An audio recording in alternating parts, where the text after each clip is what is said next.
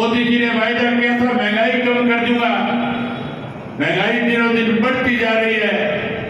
हरियाणा प्रदेश में भारतीय जनता पार्टी और जेजेपी की सरकार जो 4.5 वर्ष चली थी, उसने लगातार हरियाणा प्रदेश को 4.5 वर्ष में लूटने का काम किया।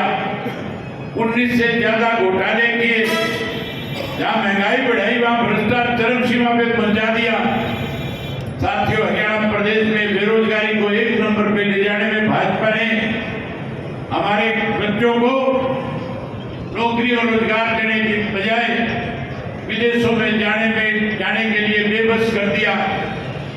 जहां भ्रष्टाचार बढ़ा, जहां बेरोजगारी बढ़ी, कानून व्यवस्था खत्म कर दी, नशा और अपराध बढ़ा दिया। आज किसान दुखी, मजदूर दुखी, व्यापारी दुखी, कर्मचारी दुखी। आज हर वर्ग के लोग इस सरकार को बदलना चाहते हैं। आप हजारों की संख्या में आए हो, मैं आपसे पूछना चाहता हूं कि क्या आप इस सरकार को बदलना चाहते हो? अगर बदलना चाहते हो तो जोर से बोल करके कहो। जब 25 तारीख तक जब तक सरकार को सत्ता से पार नहीं कर देंगे, एनसीपी पार्टी के उम्मीदवार के लिए एक घर में जाएंगे, एक व्यक्ति से मिलेंगे। साथियों, आज जो इनके सामने चुनाव लड़ने वाली पार्टियां हैं, चाहे वो भारतीय जनता पार्टी है, चाहे वो कांग्रेस है, भूपेंद्र सिंह हुड्डा एंड पार्टी जो कांग्रेस की अपने आप को ये कहते हैं कि हम कांग्रेस के सर्वसर्व हैं, ये लोग हरियाणा प्रदेश को, ग्रामीण अंचल में बसने वाले व्यक्तियों को खत्म करने पे उतरे हुए हैं। दूर जाने की जरूरत नहीं। आज पूरे प्रदेश के अंदर लगातार कांग्रेस की तरफ से प्रचार किया जा रहा है। कांग्रेस की तरफ से कहा जाता है कि चाहे वह एनसीपी का उम्मीदवार है, चाहे इंडियन नेशनल लोकदल पार्टी का कहीं उम्मीदवार है, वो केवल और केवल भाजपा की मदद करना चाहते हैं। मैंने खुला चैलेंज दिया है भूपेंद्र सिंह हुड्डा को, खुल करके कांग्रेस के लोगों से कहा है कि आप खुले मंच पे आओ, डिबेट करो, सार्वजनिक रूप से मेरे साथ बैठ करके या तो आप ये साबित करो कि हम लोग भारतीय जनता पार्टी के साथ मिल करके कांग्रेस को बांटना चाहते हैं, और या फिर हम ये साबित कर देते हैं कि हम लोग भारतीय जनता पार्टी को सत्ता से पार करना चाहते हैं। हुड्डा कांग्रेस के, हुड्डा भाजपा के साथ मिल करके भाजपा को कहीं बचाने के काम में लगा हुआ है। आपके सामने है, एक दिन कांग्रेस की एक लिस्ट आई थी, जिस लिस्ट के अंदर वीरेंद्र मराठा जी का भी नाम आया था, लिखा हुआ था कि वीरेंद्र मराठा के नाम से चुनाव लड़ेंगे। मैंने इनका नाम पढ़ने के बाद प्रेस के लोगों को बुला करके कहा था कि हमारा कांग्रेस से तो कोई वास्ता और रिश्ता नहीं है, लेकिन क्योंकि वीरेंद्र मराठा जी को जो एनसीपी के प्रदेश के अध्यक्ष हैं, जिनका स्वभाव हमसे मिलता है, जो इस मनोहर लाल खट्टर को हराने में सक्षम है, हम अपनी पार्टी की तरफ से बिना किसी शर्त के इनको समर्थन देंगे और जिताने का काम करेंगे। साथियों, मेरे ऐलान के बाद भूपेंद्र सिंह हुड्डा इस बात को पचा नहीं पाया।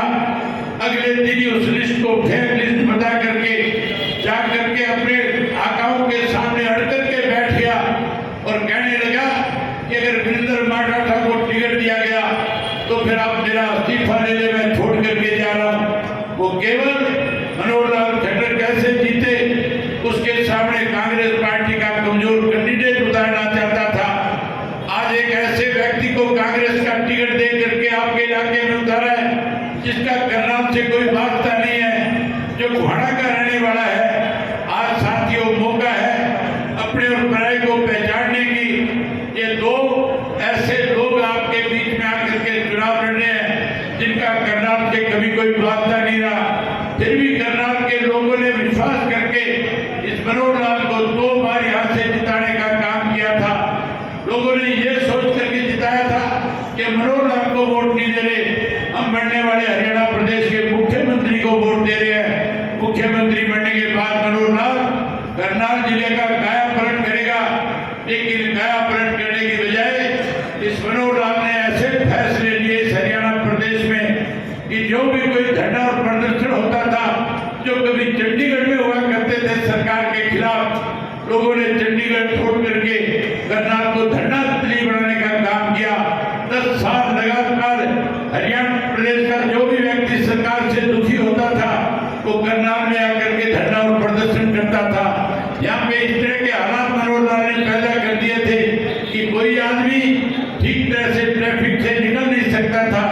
चारों तरफ जाम कर दिया इस सिटी को।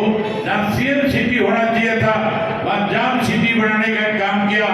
अब मौका है साथियों, एक तीर से दो शिकार करो, एक वोट से दो का काम तमाम करो। आपने केवल और केवल एनसीपी के उम्मीदवार के पक्ष में जो इनका चुनाव निशान है तुर्रा बजाता है, ये तुर्रा अपने तब बजता है जब कोई भी घर में हम शुभ काम करते हैं उससे पहले तुर्रा बजाते हैं। आपने भी तुर्रा बजा करके शुभ काम करके इन दोनों को सबक सिखाना है और आने वाले समय में इंडियन नेशनल लोकदल पार्टी और एनसीपी की सरकार हरियाणा प्रदेश में बनानी है। मैं उम्मीद करूंगा कि आप लोग आज से जो भी इंडियन नेशनल लोकदल पार्टी का कार्य करता है उसकी मैं जिम्मेवारी लगाता हूं, पार्टी के पदाधिकारियों की जिम्मेवारी लगाता हूं कि 2-3 दिन शेष आपके पास बचे हैं। आज का दिन दोपहर का